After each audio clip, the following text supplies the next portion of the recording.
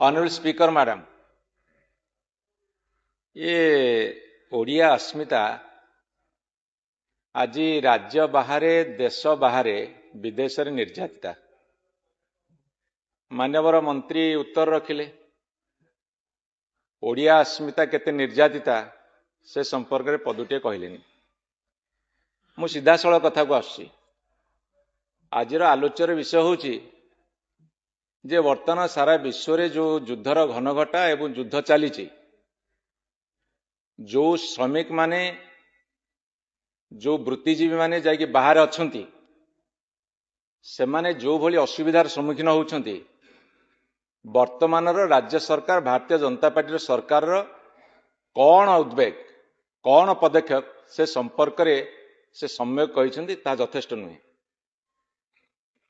गोटे न्यूज आसला युद्ध आशंकार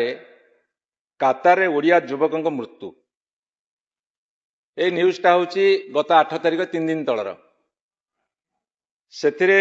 लिखा जाइछि मृतक हेले गंजाम जिला खलिकोट ब्लॉक अंतर्गत नाईकाणीपल्ली पंचायतर 25 वर्ष कुनाकुंडिया खुंटिया से परिवार एकमात्र रोजगारिया पुओ थिले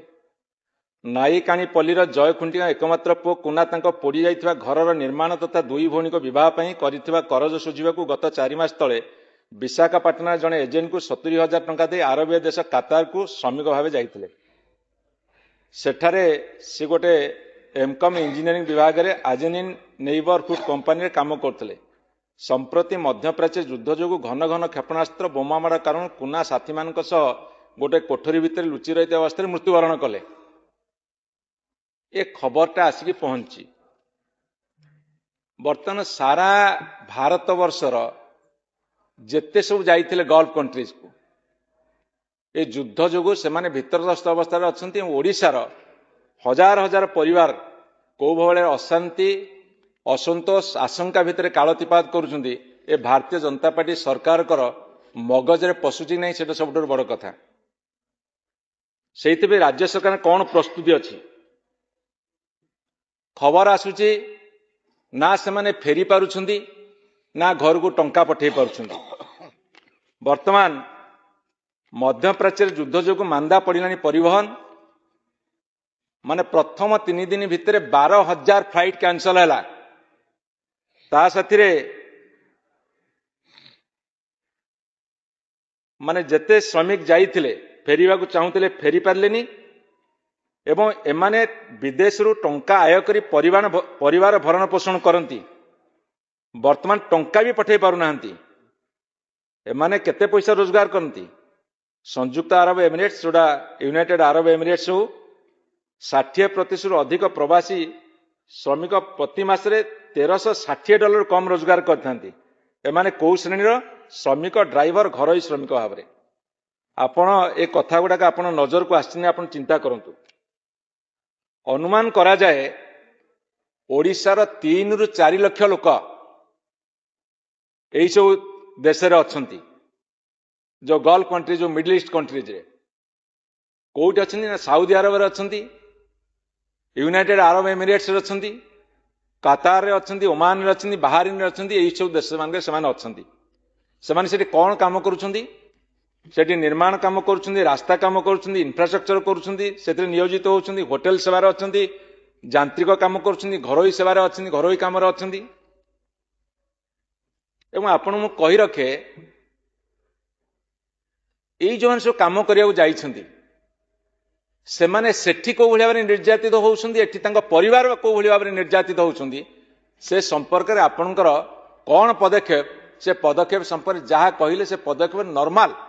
आज यूजुअल जेमिति सबुदिन निया जाए सेमिति निया जाइछि सेटा किछि बड़ कथा न मुझे आपन को कहि रखिया को चाहूची जेबे सारा विश्व रे जेतेबेले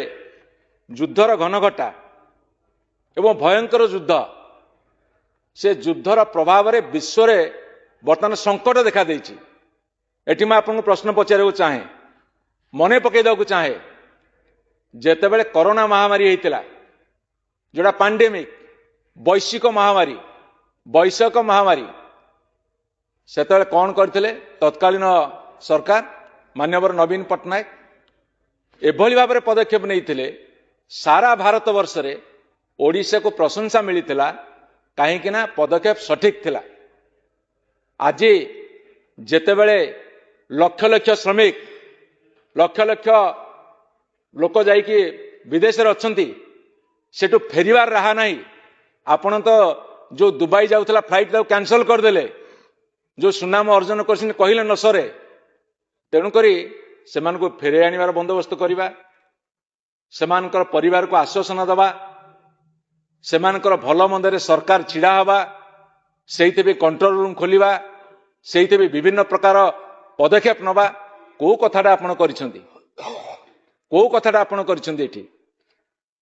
आपण मु कहि रखे। एई जो वैश्विक युद्ध चली एटा विश्वर युद्ध कहले भूल हबनी। कहीं इज्राएल अमेरिका ईरान भितर युद्धर प्रभाव सारा पृथ्वी भोग करुच्ची। तेणुक जमी पांडेमिक वैश्विक महामारी ठीक से भली भाव में आपको आपण ग्रहण करने उचित। एते सस्ता एते खामेखेल हवा उचित नुह, आपको सीरियस नेवा दरकार। एवं आप गोटे कथा पचार चाहे, जिते प्रवासी कथा बुझा पूर्व सरकार ओडिशा परिवार निर्देशालय गठन करथिला, सेटा बर्तमान को अवस्था अच्छी। ओडिशा परिवार निर्देशालय गठन करथिले, डायरेक्टर जो गठन करथिले सेटा बर्तमान को अवस्था अच्छी। जहाँ सेतेबेले कराइतल ताकू सब पंगु स्थाणु कर दियागला। कौन सी पदक्षेप आपण सरकार नहीं। जदि 2 वर्ष से संस्था काम करता आज अवस्था उपजी न था।